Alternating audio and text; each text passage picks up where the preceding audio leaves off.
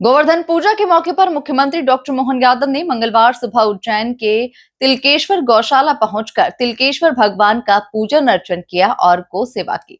इस दौरान उन्होंने गायों को चारा और खली अपने हाथों से खिलाया। सीएम ने एक गाय के बछड़े को गोद में उठाकर उसे काफी दुलार किया। देखिए खास रिपोर्ट। सीएम मोहन यादव ने की गोवर्धन पूजा। तिलकेश्वर गौशाला में गोवर्धन पूजा। गौशालाओं को अब 40 रुपए प्रति गाय अनुदान।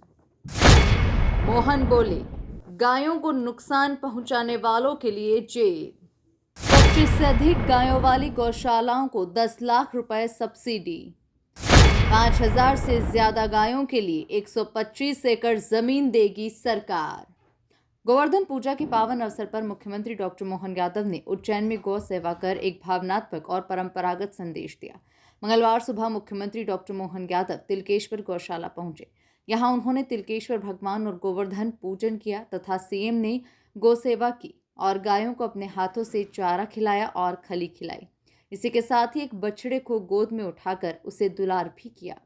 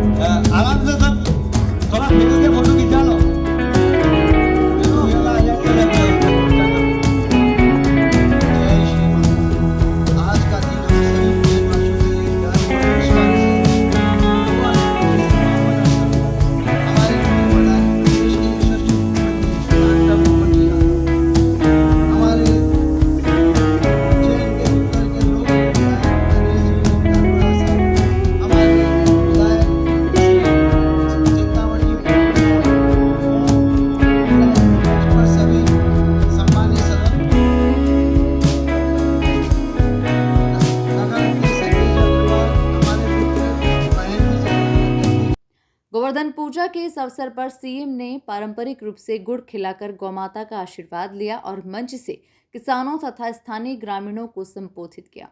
मुख्यमंत्री ने कहा, गौमाता हमारे जीवन और परंपरा का अभिन्न हिस्सा है।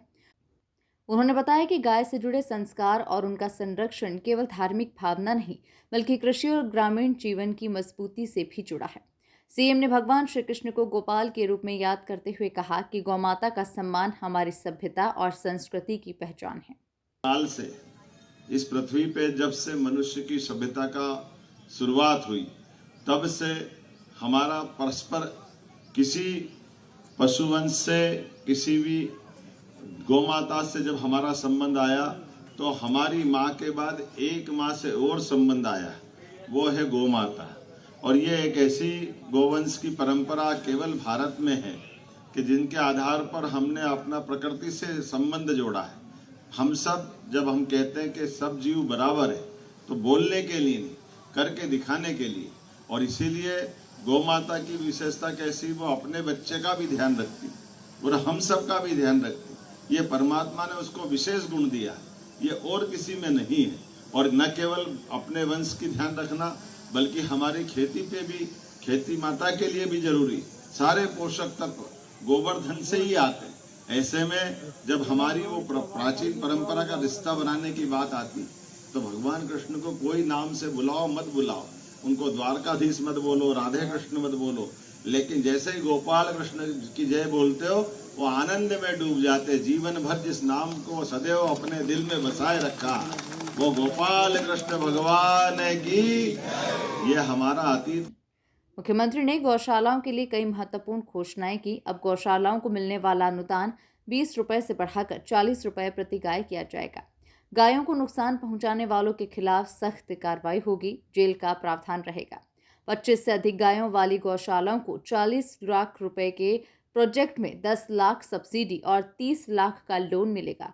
इसके अलावा 5000 से ज्यादा गायों वाली बड़ी गौशालाओं को 125 एकड़ तक जमीन उपलब्ध कराई जाएगी। इस कदम को ग्रामीण अर्थव्यवस्था के लिए एक बड़ा बदलाव माना जा रहा है कि हमारी महालक्ष्मी प्रसन्न करने के लिए खेती किसानी भी अच्छी रहे, गोवंश भी अच्छा रहे।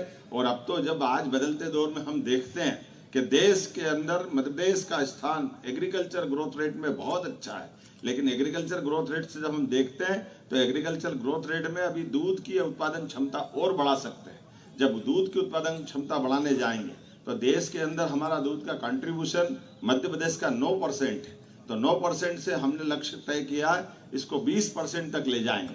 जब 20% ले जाएंगे तो हमको घर घर गोवर्धन पूजा करना पड़ेगी, घर घर गोपाल खड़ा करना पड़ेंगे और गौ माता के लिए भी गौशालाएं बनाना पड़ेगी। गौशाला में वो सारे प्रबंध करना है जिनके भरोसे से हमारी खेती किसानी भी अच्छी हो और गोवंश भी बचे। ये हमारे और एक तरह से हजारों साल की परंपरा को पुनर्जीवित करने का प्रयास है।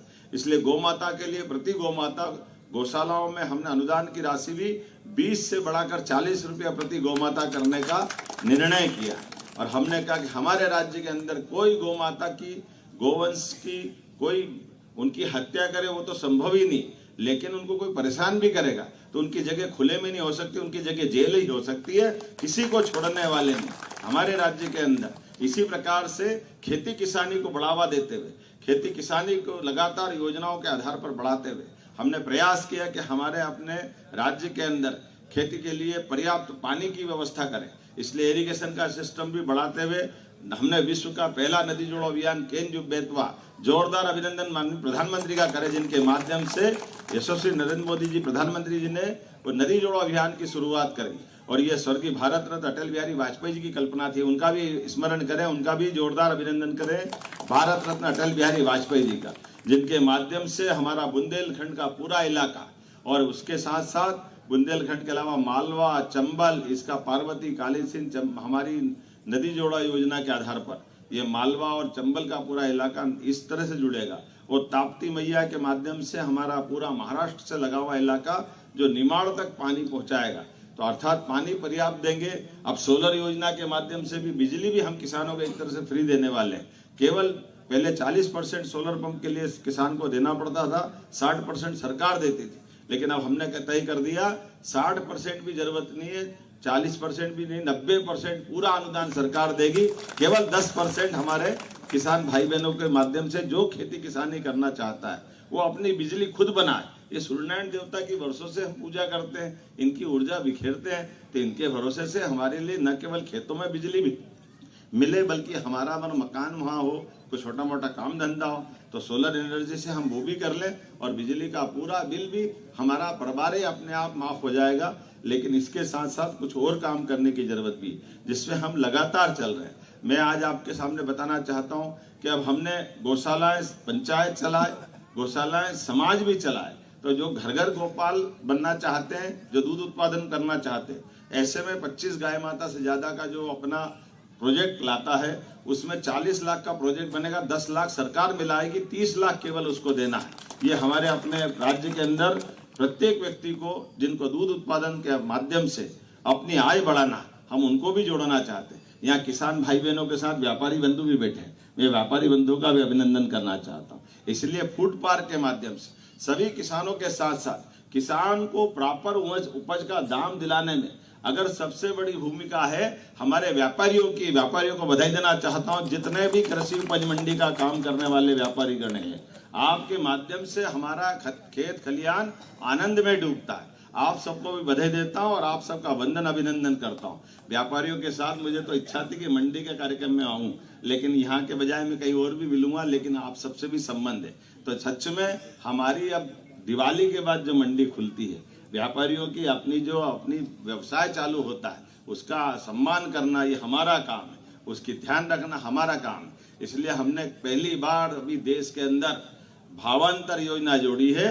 साफ सुथरा किसान माल लाए, व्यापारी सब अपना माल बेचे, व्यापार मंडी से होना चाहिए। इस पद्धति को पुनर्जीवित करने की भावांतर योजना है। यह सच में किसानों और व्यापारियों के बीच सेतु बनाकर परस्पर स्नेह का भाव बनना चाहिए।